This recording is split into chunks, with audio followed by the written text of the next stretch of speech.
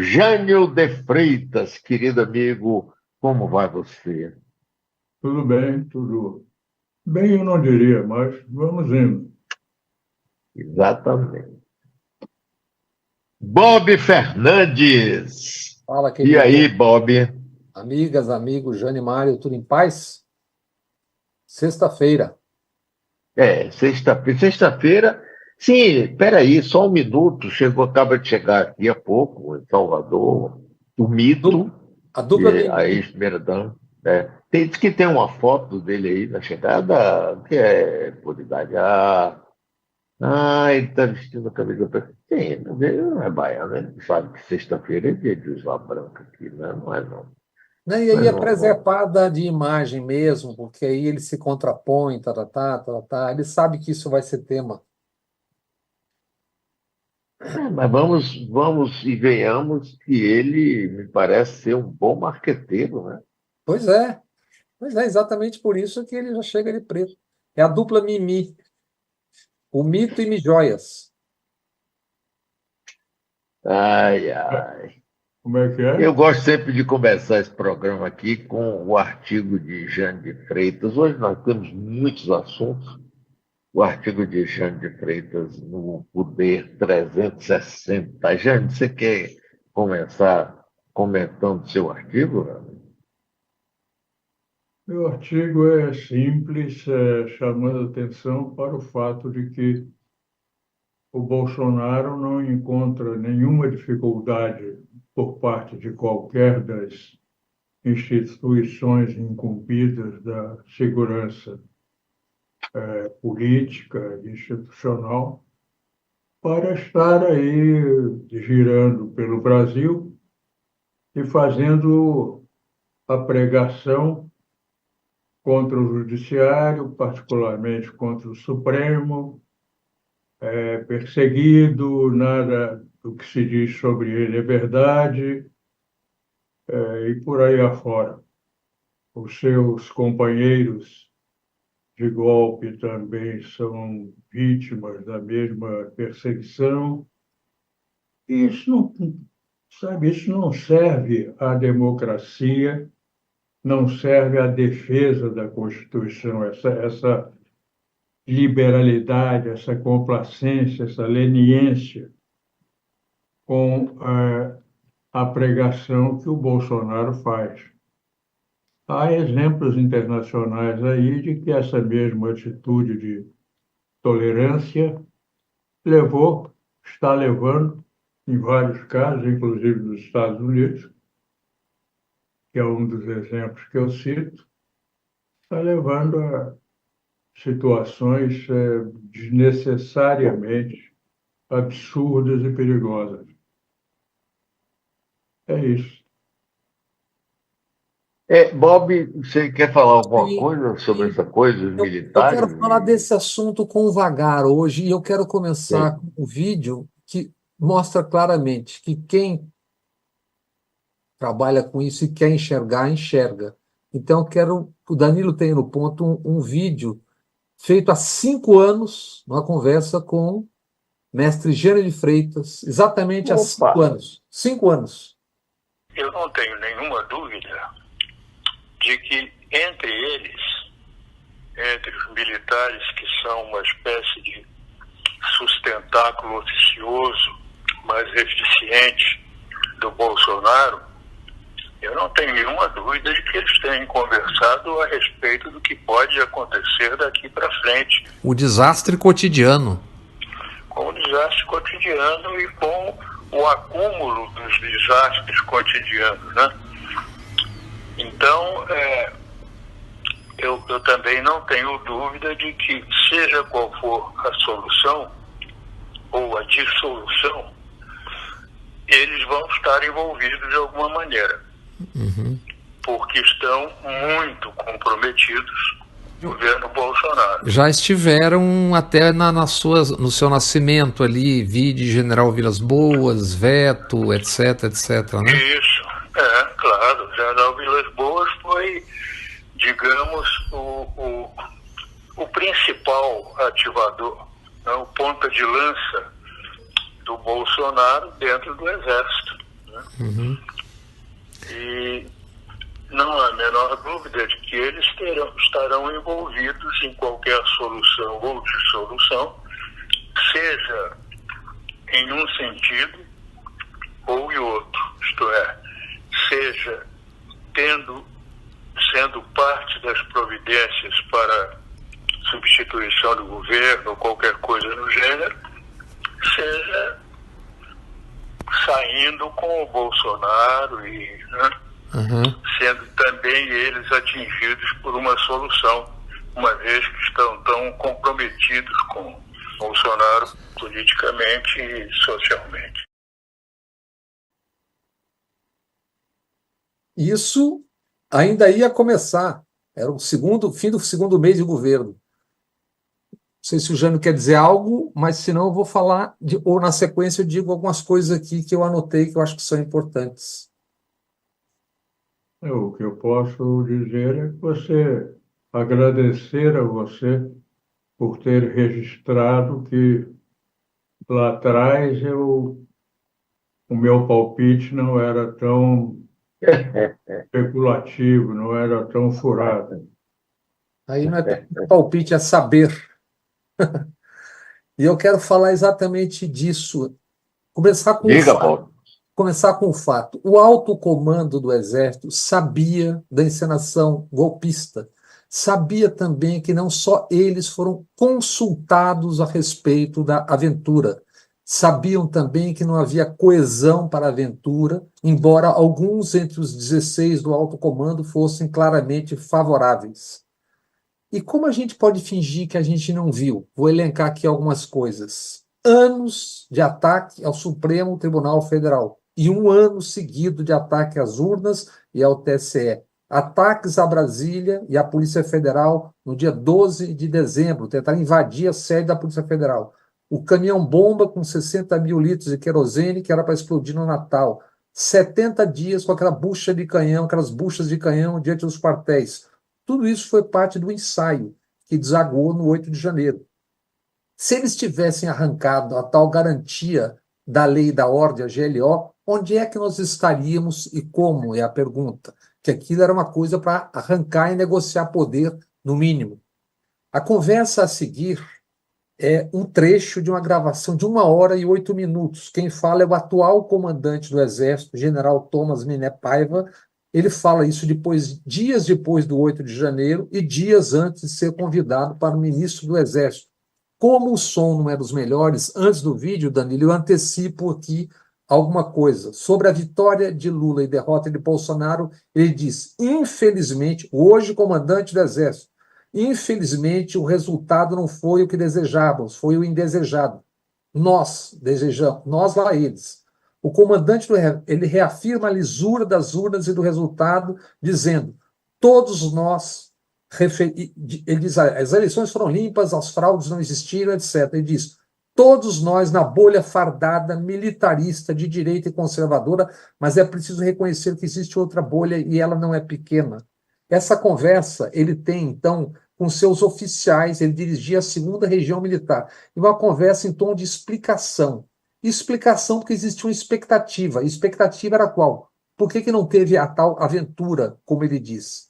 E o que ele diz? Não existiam condições para dar um golpe, que ele chama de uma aventura. Ele diz que o Brasil não sobreviveria como país, a moeda explodiria, haveria um bloqueio econômico jamais visto e sangue nas ruas. Ouçamos o vídeo que está aí com áudio, ele tem aí no ponto. Como não está muito bom, eu dei uma lidinha antes de continuar a falar. Por favor, Danilo. Porque a gente está na bolha, todos nós estamos na bolha. Todos nós somos da bolha fadada, da bolha militarista, da bolha de direita, da bolha conservadora. A maioria de nós somos dessa bolha. Raramente um de nós frequenta outra bolha. Mas existe outra bolha. Existe. E ela não é pequena. Imagina se a gente estivesse enveredado com uma aventura. Tá? A gente não sobreviveria como país. A moeda explodiria. Tá? A gente ia levar um bloqueio econômico jamais visto. Tá? Você ia ficar um páreo, e aí o nosso povo ia sofrer as consequências. Ia ter sangue na rua. Ou vocês acham que o pessoal ia ficar parado em casa? Não. Você viu, tá tudo bem. Não ia acontecer, cara.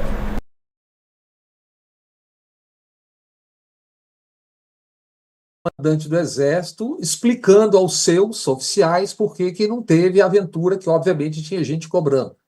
Ele fala primeiro das questões externas, lembrando 2 capítulos. A 18 de julho, Bolsonaro reuniu seus embaixadores estrangeiros, aquilo que lhe custaria depois a inegibilidade, e fez um pronunciamento atacando a eleição e urnas. No dia seguinte, dia 19, a embaixada americana, norte-americana, lançou uma nota dizendo: as eleições brasileiras servem como modelo para as nações do hemisfério e do mundo.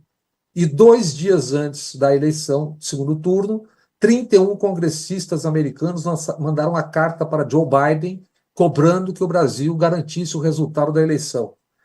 Internamente, os fatores, à parte de tantos outros, há um muito claro, e imagine quem pensa em dar um golpe de Estado ou algo do gênero.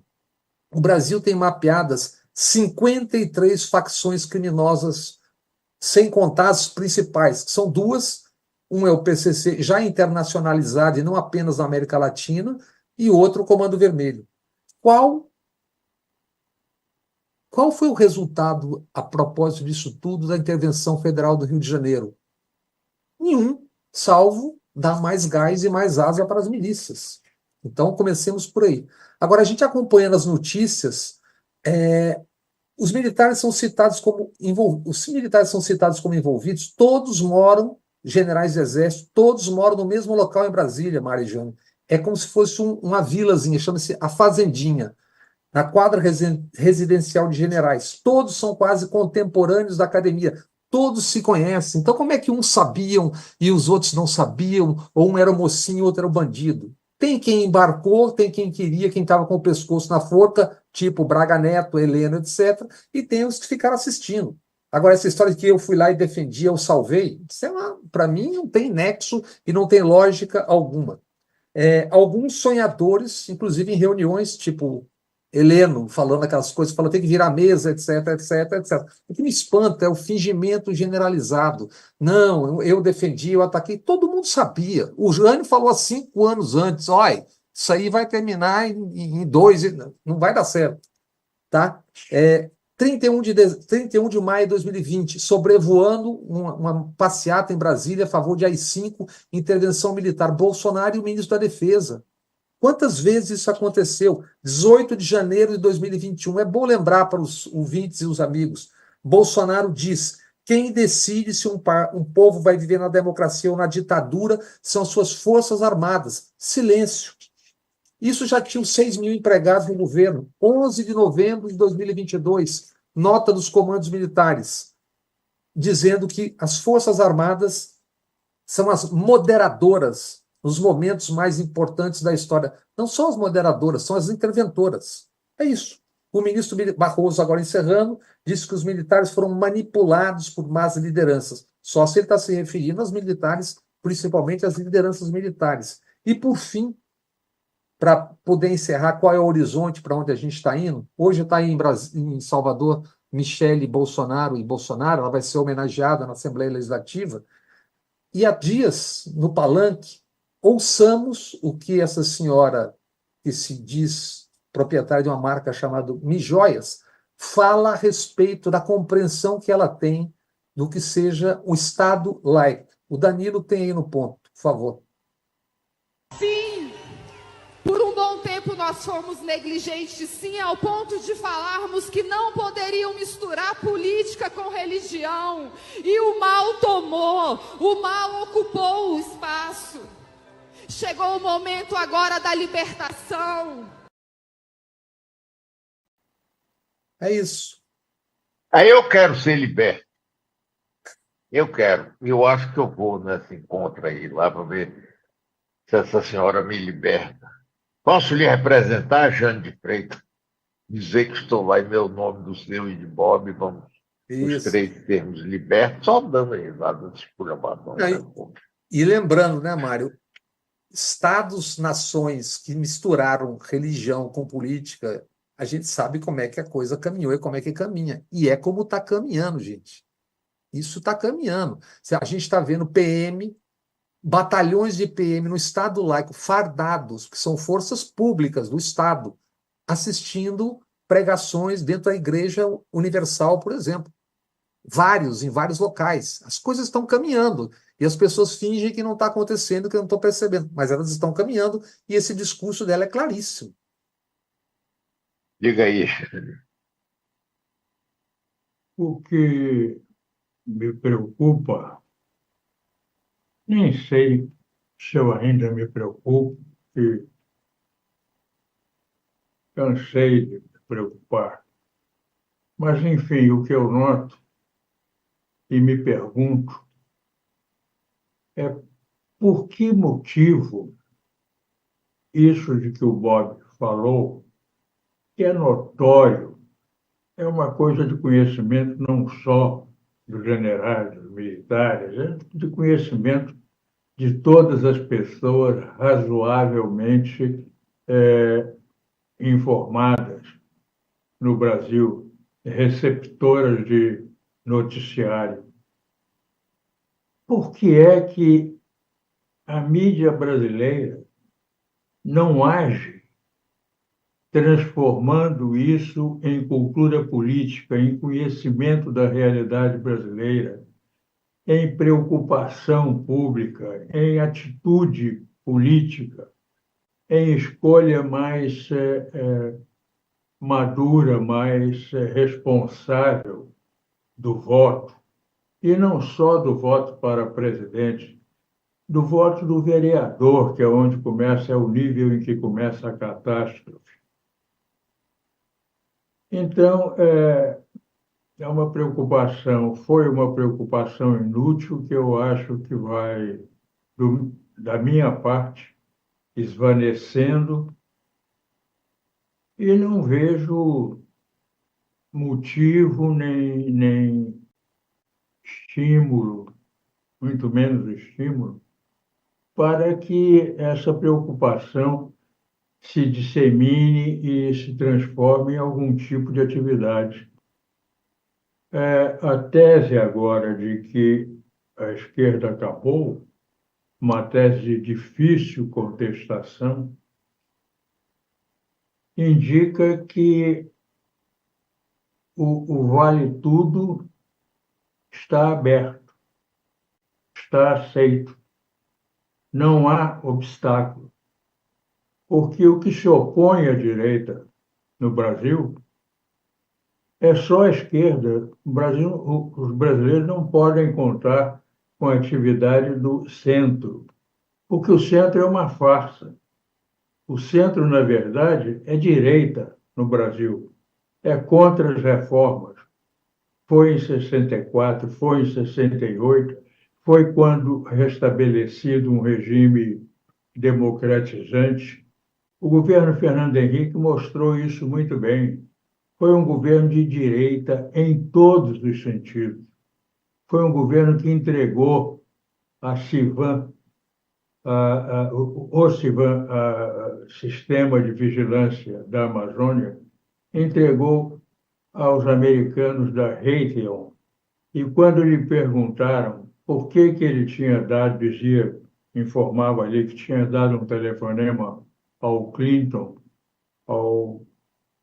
quando ocorreu a decisão, ele simplesmente respondeu, porque ele pediu. Então, chamar isso de centro, que seria um governo, um pensamento mais equilibrado, mais ponderado, ou pelo menos buscando uma certa ponderação entre as ideias de esquerda e as ideias de direita, não tem o menor cabimento. Isso é direita pura. E, olha, é uma direita que, nesse e em outros casos, eu considero criminosa, porque a vigilância da Amazônia em mãos de um país estrangeiro não é um ato que não comprometa a soberania brasileira. Hoje, graças ao CIVAM, que evidentemente não se limita à vigilância aérea da Amazônia, chama-se simplesmente Vigilância da Amazônia, e isso pode incluir tudo na Amazônia. Hoje, essa empresa americana e os departamentos oficiais americanos, para os quais ela trabalha, e trabalha intensamente com grandes contratos, sabem mais da Amazônia, das riquezas da Amazônia, dos desmatamentos, da exploração ilegal da Amazônia, do que nós. A propósito disso, lembrando a Camila Feix Vidal, que conversou com os amigos aí durante minha ausência nas férias, ela rastreou a USAID pagando a 94 mil pessoas, 2.800 indígenas, trabalhando em 45 milhões de hectares na Amazônia. E a Rachel que ele deu porque o Bill Clinton pediu para garantir voto dos democratas no Delaware, onde é a empresa. Ou seja, para o presidente dos Estados Unidos é negócio, trabalho. Aqui deu porque pediu, né? E ainda há um outro aspecto, esse estritamente nosso, não envolve que se saiba, não envolve que se saiba, não, de que se tenha prova, não se tem prova de presença estrangeira, a maneira como limparam o terreno para essa simples entrega com o nome de licitação pública é uma coisa de uma falta de decência inacreditável. A competidora americana, francesa, então chamada Thomson,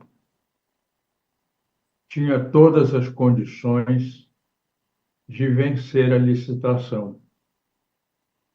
A Raytheon não era uma candidata forte. O que foi que fizeram? O que foi que aconteceu? Qual foi a providência para tirar a Thomson do circuito? Os escritórios dela no Rio de Janeiro foram atacados numa noite e todos os planos, mapas, esquemas, textos, tudo relativo à apresentação do projeto Thomson para a vigilância da Amazônia desapareceu. Tudo foi roubado.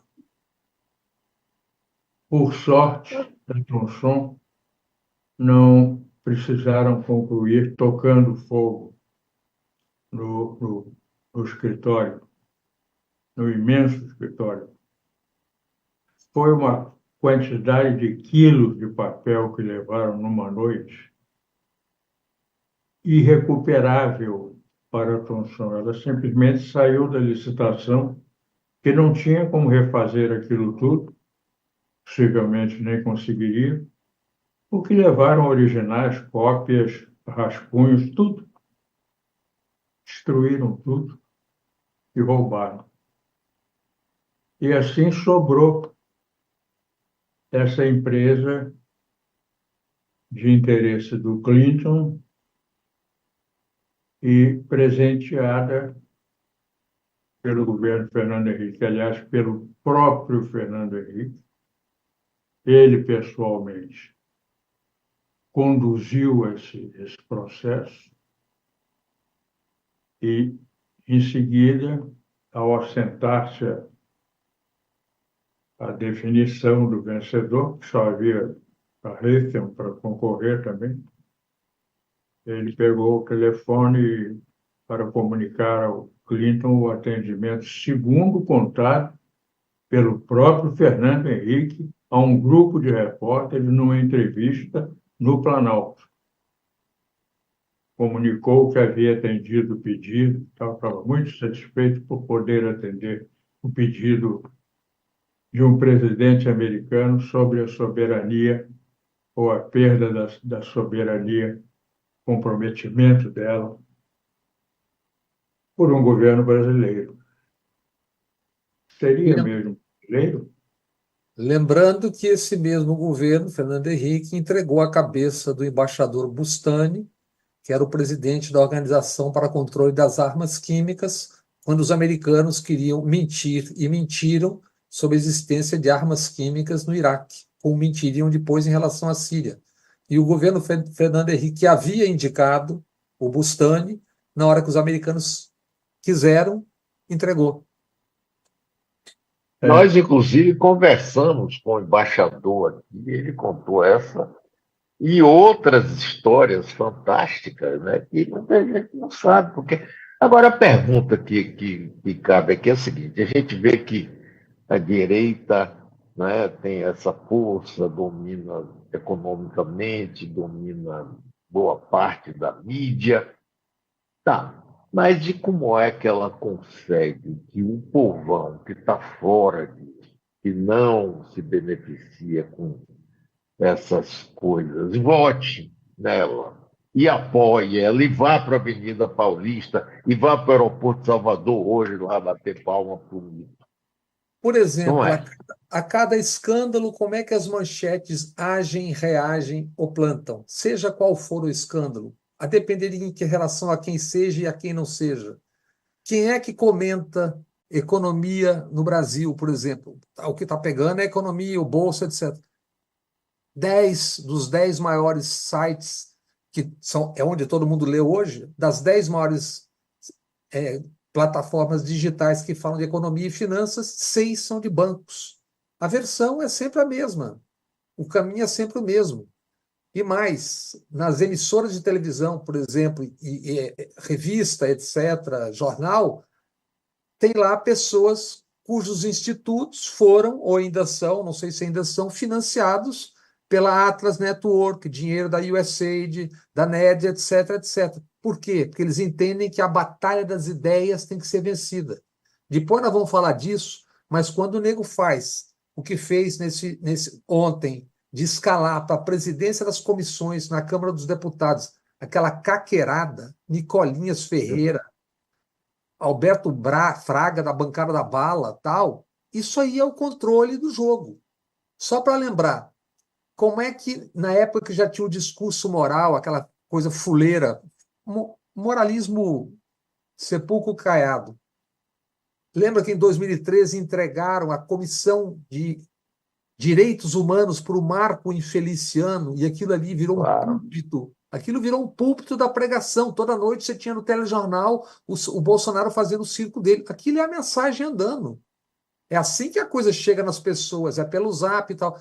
Eu sei que é chato, Mário, Jânio, ficar aqui repetindo aquelas coisas que eu repeti agora quando a gente está falando, o Jânio falando do esvanecer à vontade, né? É chato repetir porque vocês já sabem, eu sei, e algumas pessoas já sabem, mas muita gente não sabe, não consegue ter tempo sequer para poder cuidar de ficar prestando atenção de como é que as coisas foram e são construídas. Por isso que às vezes é preciso repetir, repisar como é que o jogo é feito. Isso é um jogo que é jogado com inteligência. De um lado, eles estão ocupando os espaços do ideário e o outro lado está ali ainda jogando um velho jogo, esperando que no dia 24 as pessoas vão para a rua, sabe? Eles estão na vantagem. Por que o Bolsonaro chega de preto hoje em Salvador? Óbvio que alguém disse que, olha, lá é dia de Oxalá, você não vai chegar de preto. Ele chega exatamente porque ele está passando uma mensagem para o, aspas, povo dele. Aquilo ali não é por acaso. Eu nunca vi o Bolsonaro usando a roupa preta, a primeira vez que eu vejo ele usando, embora mussoliniano seja, né? É isso, é o tempo todo o jogo da imagem sendo reproduzida, trabalhando nas manchas, trabalhando, e falta, na verdade, uma articulação de igual potência do outro lado. Primeiro atacaram o quê? Lembra dos mortadelas, que falavam de mortadelas, o que era aquilo? Era um ataque aos sindicatos que financiavam manifestações e tudo mais da chamada esquerda ou dos interesses dos trabalhadores. Aquilo era uma demonização das formas de manutenção e ação do que chamam de esquerda, que eram defesa de direitos dos trabalhadores. Enquanto isso, estavam fazendo o quê? Financiando via esses institutos ditos liberais, financiando o seu ideário, a propagação do seu ideário. E não só no Brasil, né? Mas é isso. Por exemplo, é assim que se constrói e se desconstrói. A Jane falou de uma coisa importante que acho que a gente podia voltar, que é a ausência do centro, no sentido literal, não esse centrão avacalhado e avacalhador. Diga aí, Jane. O centro acaba descentrando, e sempre para a direita, pela mesma razão que leva a direita a ser o que é, o interesse material. A diferença que bloqueia o avanço, o progresso, o desenvolvimento das práticas políticas e governamentais tem uma premissa até hoje insuperável, e eu não sei se o será um dia. É que a Igreja lidou com crenças, com esperanças, com temores. Com isso, ela conseguiu conduzir, a Igreja Católica conseguiu conduzir por milênios grande parte da população, por séculos, milênios. A esquerda se baseia, se explica pelas ideias. São ideias que constituem a esquerda, que diferenciam a esquerda, que dão a ela uma personalidade. Há uma semelhança entre a esquerda e o que foi o catolicismo e o que hoje pretendem ser os evangélicos. E a direita não lida com ideias, nem religiosas, nem políticas. A direita lida com bens materiais, interesses diretos. É muito fácil combinar interesses materiais. O empresariado, no fundo, tem exatamente a mesma corrente de interesses. Diverge o caminho para um fabrica vassouras e o outro fabrica automóveis, mas ambos estão buscando a mesma coisa. Um público capaz de adquirir esses bens, mas não ultrapassar a condição de adquirente, e o aproveitamento desse lucro para mil finalidades, outra vez empresariais ou pessoais, dos detentores de controle desses empreendimentos pequenos ou grandes. Então, a direita tem toda a facilidade de se coordenar em torno desse objetivo comum, que é, de um lado, conter as sanções além do limite que produza consumidores e receber lucros, amontoar lucros, infinitamente, se for o caso. Vemos aí pessoas na Forbes, com o levantamento da Forbes, que não é preciso, proprietários de 20 bilhões de dólares, 90 bilhões de dólares. Tem gente aí que vai chegar em breve ao trilhão. Para quê? Por quê? Isso vai fazer o quê com isso? E no Brasil? O mundo avançar? Até agora isso não aconteceu. E no Brasil até hoje? São os meios de produção de lucro. mas não é a civilização que avança como resultado dessa acumulação de dinheiro. No Brasil, até outro dia, 6 pessoas tinham o mesmo que 100 milhões de pessoas. Se eu não me engano, era um dado da Oxfam. Um jogo desse não tem como dar certo, né, gente? É. Da guerra, que também não é outra coisa senão uma busca de ganho. A indústria das armas. Agora mesmo, essa coisa formidável, a hipocrisia política está vivendo um período de auge, de festa. De um lado, os Estados Unidos vendem armamentos financiados embora, mas são de venda, a Israel e a Ucrânia. O que é que acontece com esse equipamento caríssimo que vai para esses países? A indústria americana tem que suprir os estoques desfalcados pelas vendas. É produção, nova produção, é lucro. E o governo recebe impostos desses lucros. Depois, o Biden, tendo fornecido e continuando a fornecer as bombas de cujo lançamento o Netanyahu é acusado, criticado e tal, mas o Biden, por fornecer as bombas, não é. E depois de fornecê-las, e de ser tão responsável, portanto, pelo genocídio, porque é genocídio, o que se passa em Gaza. Bom, agora temos uma eleição pela frente. Vamos dar um jeito de mandar uns embrulhos para lá, com uma comidinha, uns remedinhos, porque a moçada lá, semana passada, morreram num hospital, num pedaço do hospital que sobrou, morreram de fome 10 crianças. Então, isso aí, para encarar um processo eleitoral, não é uma boa. Vamos mandar uns embrulhos para lá. Jogar de avião. Jogar de avião e agora vão fazer um porto militar, que é uma pratibanda, para receber mais embrulhos.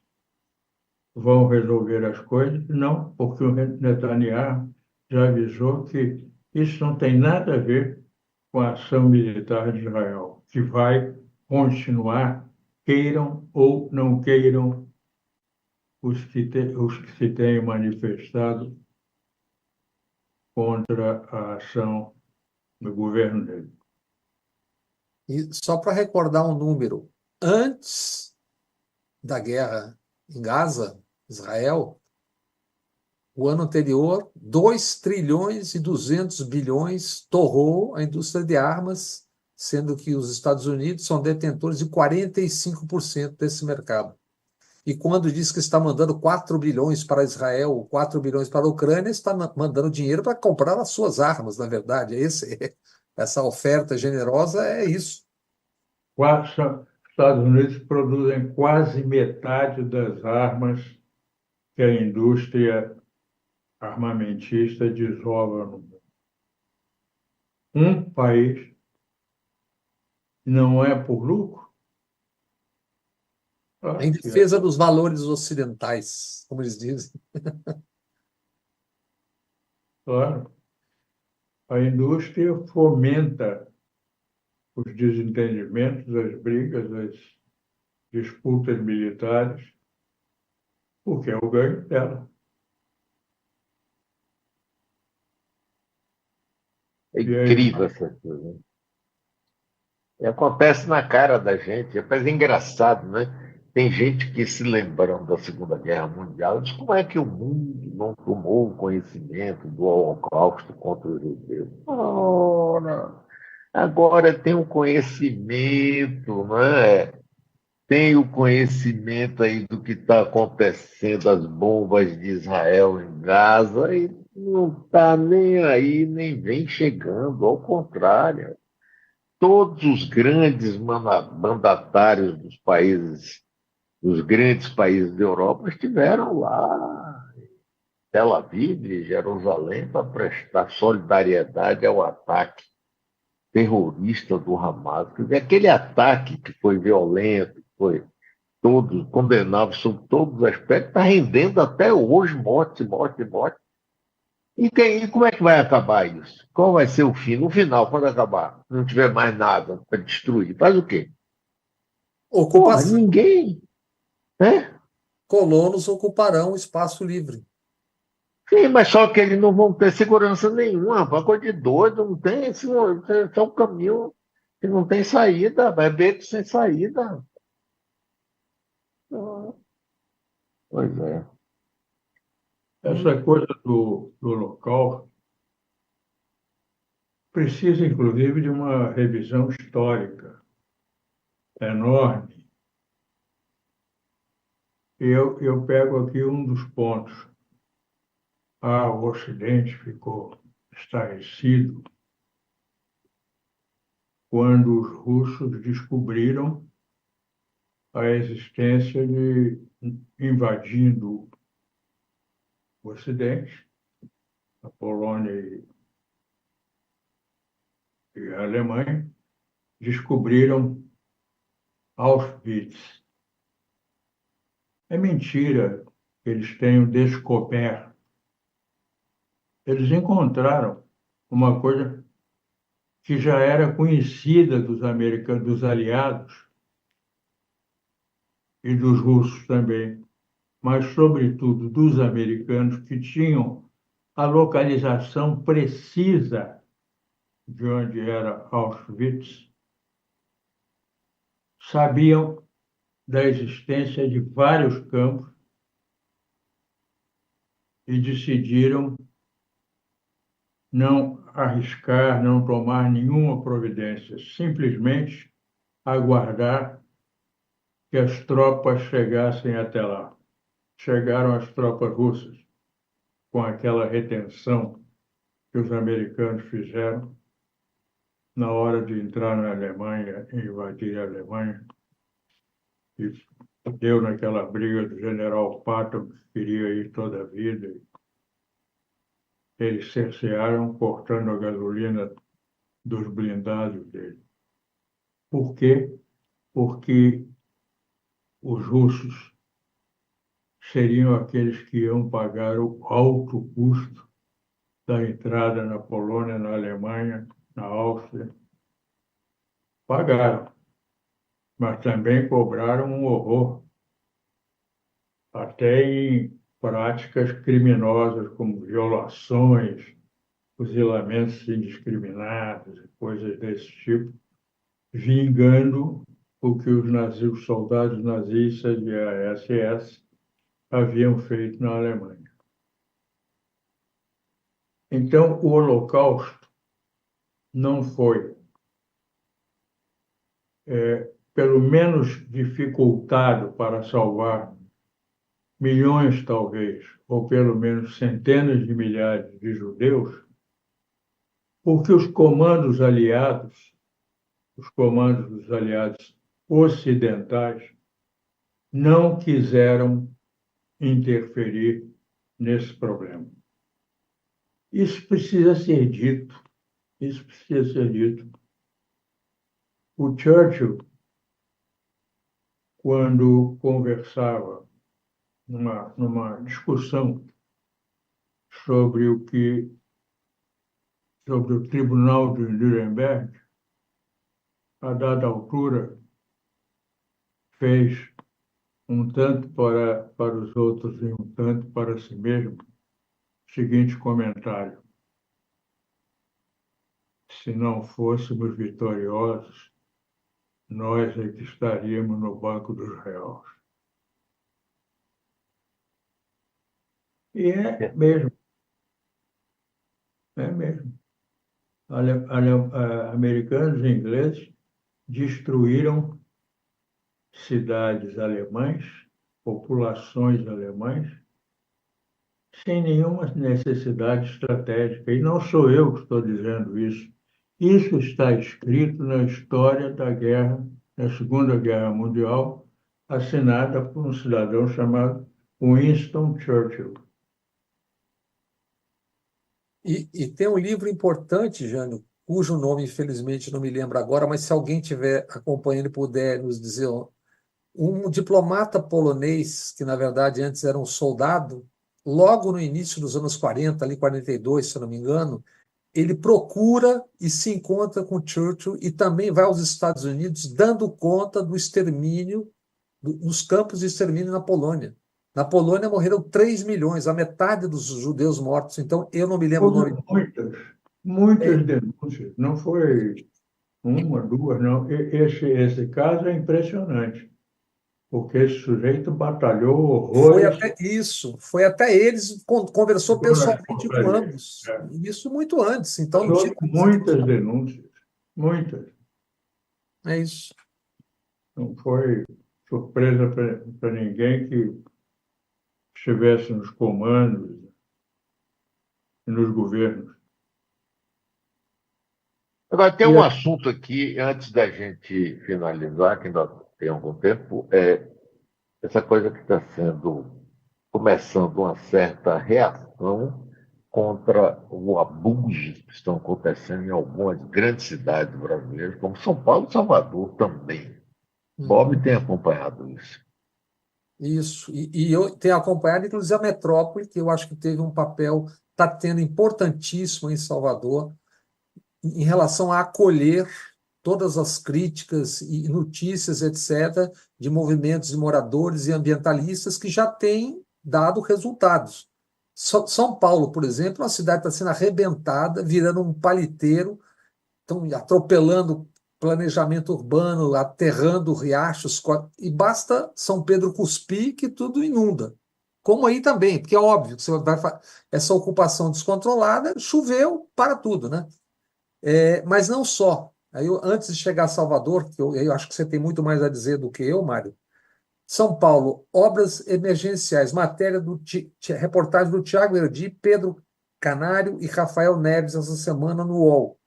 223 contratos da gestão Ricardo Nunes com indícios de cartas marcadas. O prefeito gastou 3 bilhões e 700 milhões entre janeiro de 22 e outubro de 23 em obras sem licitação. Esse valor é 294% a mais que o total pago de 2009 a 2021.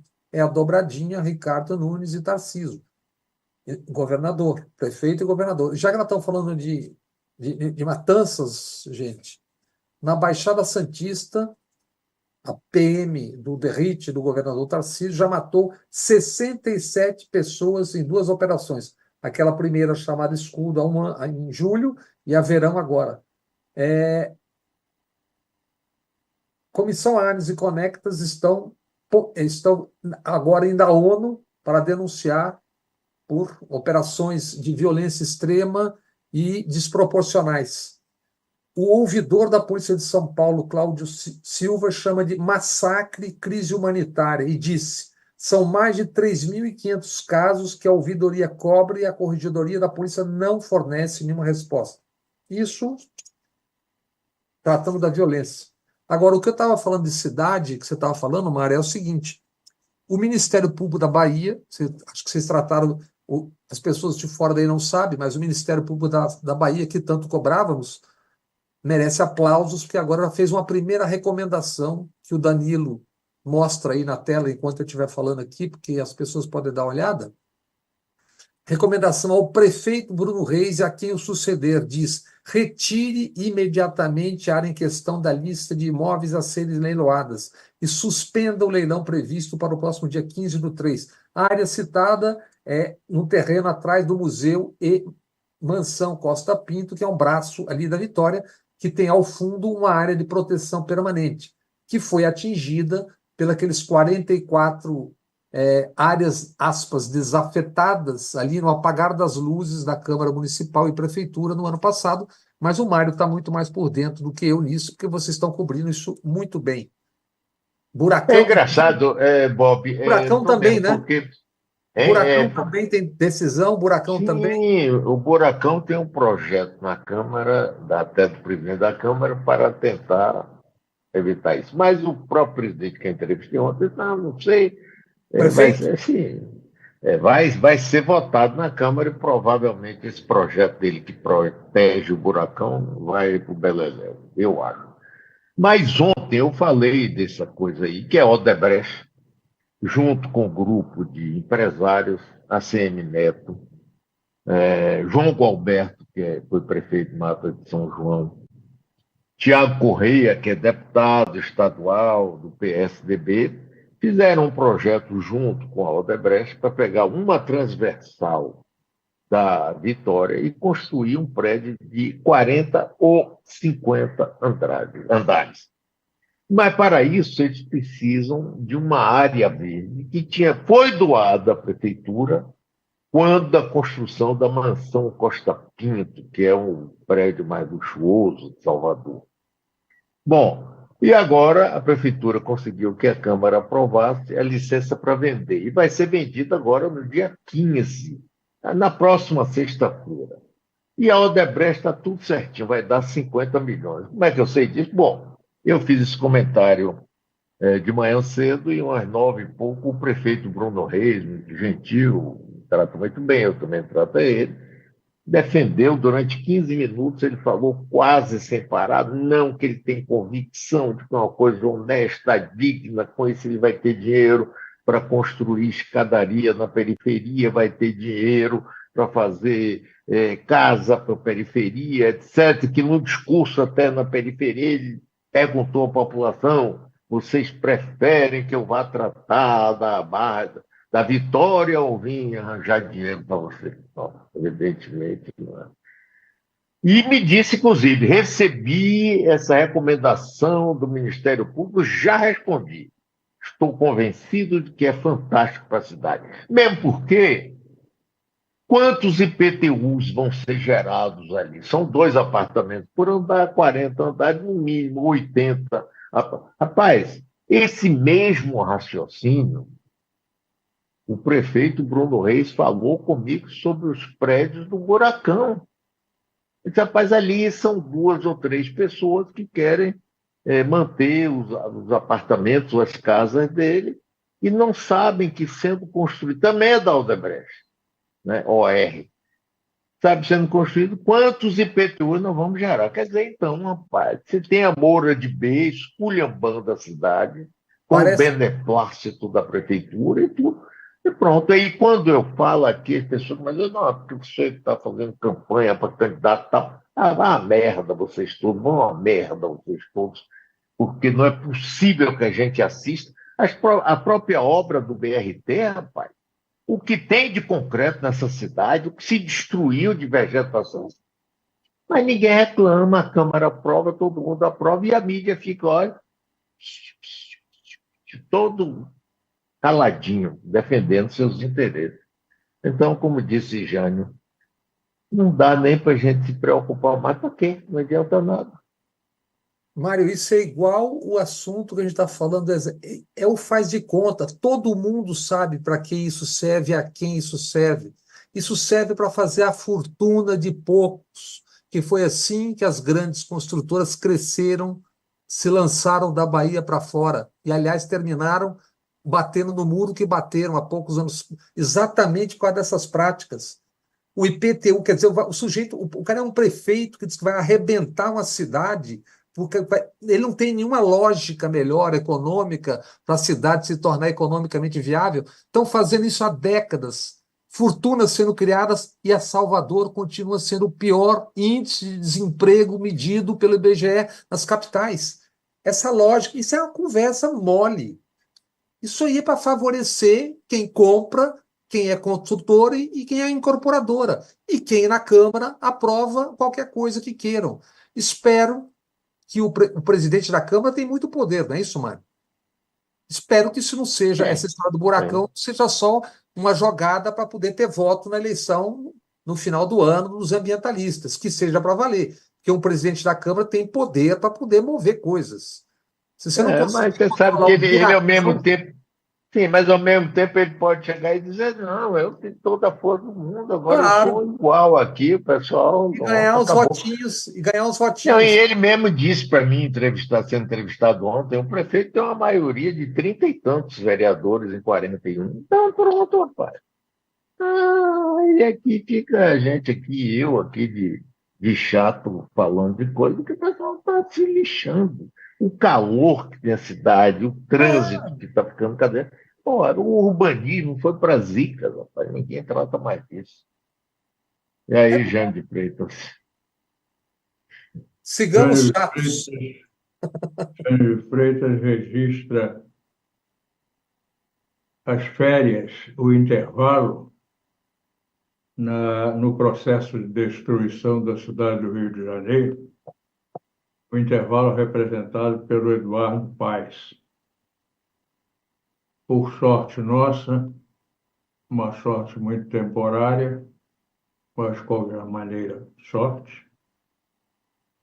Ele é uma pessoa, ele é um prefeito cujas iniciativas, na grande maioria, são absolutamente aceitáveis e muitas delas muito elogiáveis. Ele tem a qualidade de ser uma pessoa realmente interessada em melhorar a cidade. A minha impressão é de que aquilo que pode suscitar discordância, pelo menos a minha, se deve talvez a um equívoco de ponto de vista, a um mau estudo do projeto, da ideia, da intenção, mas não é uma coisa, não me parece ser uma coisa de má fé, uma coisa de desinteresse pela sorte da cidade, pelo destino da cidade. Temos esse intervalo, por segunda vez que o Eduardo Paes nos proporciona esse intervalo, e regozijar-nos com o lado de que temos certeza que podemos elogiar, como a atenção que ele tem dado aos chamados subúrbios, criando parques públicos e parques atléticos e coisas desse tipo, melhoria de trânsito, de vias para desafogo de trânsito, coisas desse tipo. Ele tem um trabalho muito bom nesse sentido. O pessoal da Zona Sul se queixa porque ele dá pouca atenção à Zona Sul quando dá Ipanema, Leblon e tal. Ora, essas áreas foram bem tratadas desde que abertas ao uso. Tiveram privilégios fantásticos. Não à toa, são as áreas luminosas da cidade. Então, é muito bom esse interesse do Eduardo Paes pelos chamados subúrbios e pelos bairros, pelo centro, pelo bairro intermediário, que é o centro cuja reforma ele retomou depois de tê-la visto paralisada pelo intervalo das péssimas administrações municipais que o Rio teve.